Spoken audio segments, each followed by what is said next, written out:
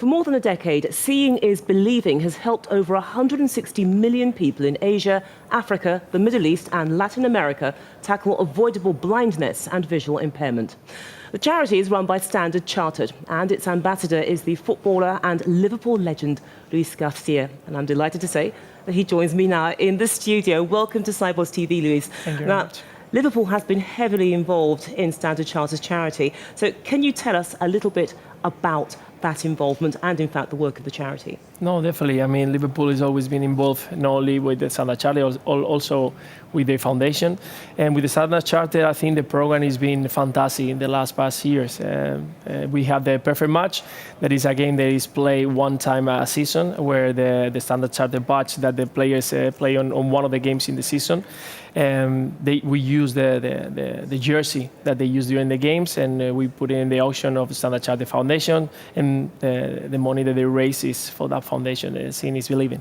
Yeah, so this is really the Liverpool brand helping or working with the charity Exactly. and the bank. So it's a three-way thing. Exactly. At the end, it's about that. It's trying to make awareness of this problem that is quite big around the world. Now, you played an important role in helping Liverpool reach the Istanbul final. You scored 5 goals. Tell us what it was like winning the Champions League. I mean, 5 goals.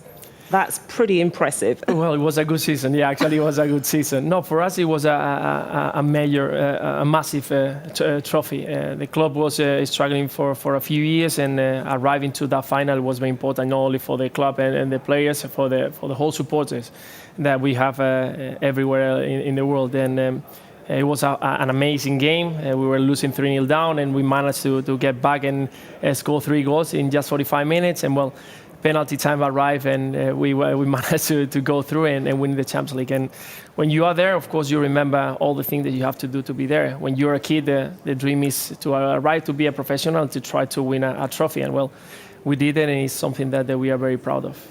Let's broaden things out, because there is always that question about the skills that you need as a football player, but also the skills that a leader needs to have to win in competitive environments. Football is a competitive game. Yeah. Business is competitive, so there are overlaps between the two, aren't there? Yeah, exactly. I think that there is not many big difference. Of course, you need some different skills when you arrive to the top. But I mean, always you have leaders in football or in any kind of business. The commitment you need to have to work and give 100% every single day. You can start from there. The ambition and determination that you need to have to reach your goals. Teamwork is fundamental in our side and in any business, because you have to learn how to delegate in other ones. You cannot do all the work. You have to be creative. You need to be humble once you reach your success. It's very important, because we've seen so many things once you are on the top, to try to manage to continue doing the same. So I think, like you said, they are different worlds, but at the same time, different kind of skills that you need to be a leader. I mean, you had a really successful career at Liverpool, and it's a slightly unfair question to ask, but I mean, when you look back at that time that you were with the club, what was the most memorable game that you played in, or the best goal you ever scored, or is it just too difficult? I was very lucky to score quite a few nice goals. Of course, probably one of them was against Juventus in quarterfinal in Champions League, and that was one of the best moments that I had when I was in Liverpool, my 3 years in Liverpool. And one of the best games is, like that we were mentioning before, to that finally in Istanbul in 2005, because of the importance of the game, because we managed to win the trophy, and it meant a lot for the club. Yeah, and to pull back as well, because you had the goal deficit, and then to go on to win. Exactly, you have to overcome that situation that it was quite difficult against an Italian team that is very good at defending. Yeah, but how do you do that, though?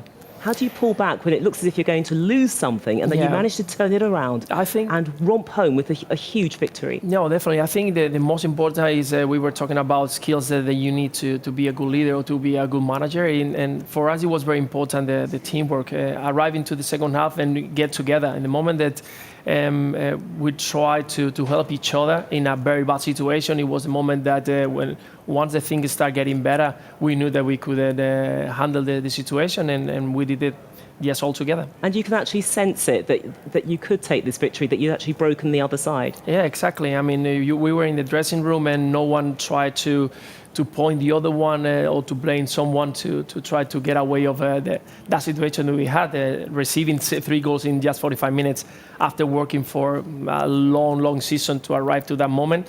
It was very, very difficult to handle, but like I said, once we get all together, we went out like a team, and we all pushed in the same direction, and that's how you managed to get a big team trophy. Looking back on your career, I mean, obviously that was one of the highlights, but in terms of the players that you've encountered in your career, who was the best player that you ever played alongside, and what made them so special? It won't be fair to say one name. I'm gonna say one, because I think that for me in that moment it was probably the best player in the world. It won't be fair to other ones that I had the chance, Steven Gerrard, Xavi Alonso, Xavi Hernandez, Iniesta. I got so many amazing players that they've been at the top of the top in their careers. But there was one that was stand out from all of them. That it was Ronaldinho back in 2003 in Barcelona. I think he was one of the most amazing players that I ever seen on a pitch. And have the chance of training every single day with him, he was just fantastic. Okay, and another unfair question. Who is the best defender you ever played against? Also, yeah, it's unfair. It's quite a tough one around. But when I arrived to England, it was quite challenging, because my kind of football, it wasn't fitted very well to that strong, tough, fast competition that is the Premier League.